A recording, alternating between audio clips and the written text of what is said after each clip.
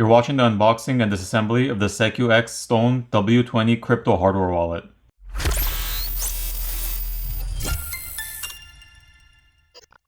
With Bitcoin and crypto taking off nowadays, I thought I would do a video on one of the hardware wallets. So when you purchase Bitcoin or any other cryptocurrency on exchanges, you don't directly hold or have the cryptocurrency in your possession. It's stored on the exchange.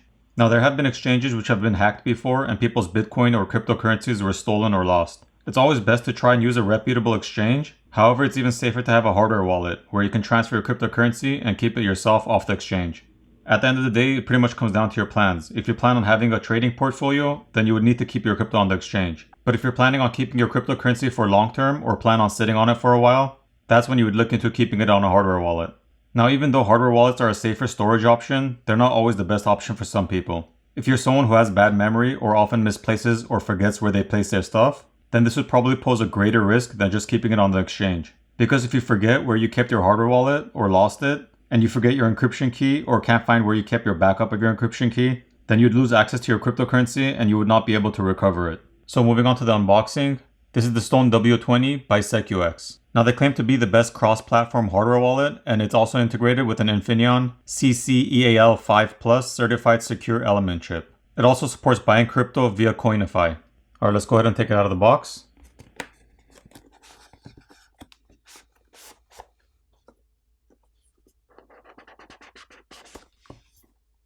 Alright, now let's remove the wallet from the box. There's a foam padding around the wallet itself.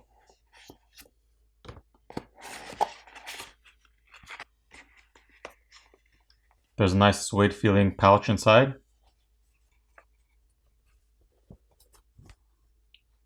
We have your cable over here. It's a micro USB cable.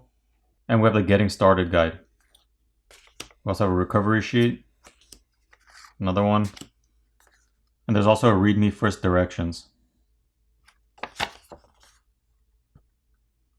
The W20 wallet supports dual connectivity with USB and Bluetooth. You can also connect it with the SecuX mobile app on iOS or Android. It's got a 2.8-inch color display and a rechargeable 600 mAh lithium polymer battery. Here's a better look at the hardware wallet.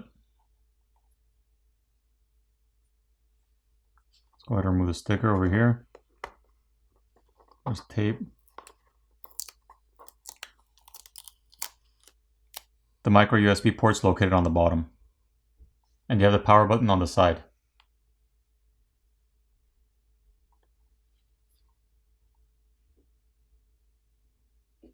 So in order to take it apart, you're going to have to separate these two pieces, and they seem to be glued or fused together. There's a seam running all around, and you're going to have to pry them off.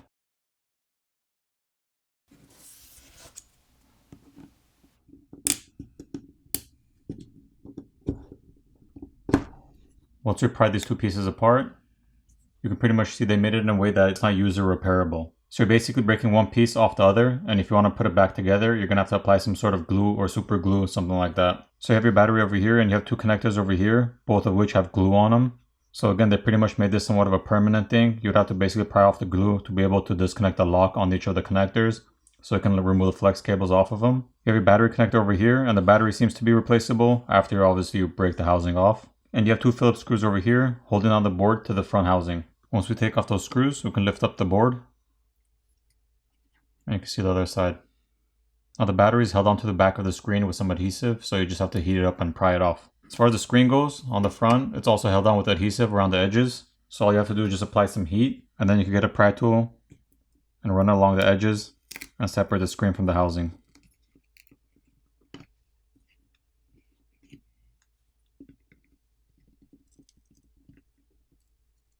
Once you pry the screen off, you can separate the housing from it. So here you have your screen and your main board. So let's go ahead and put it back together.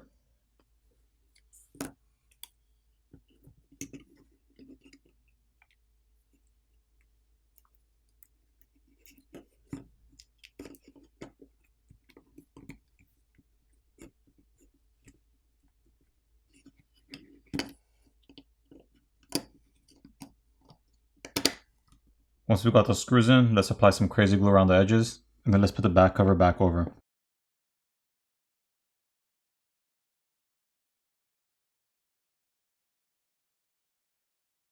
Alright, so it's back together and it's not the nicest gluing job, but it'll have to do.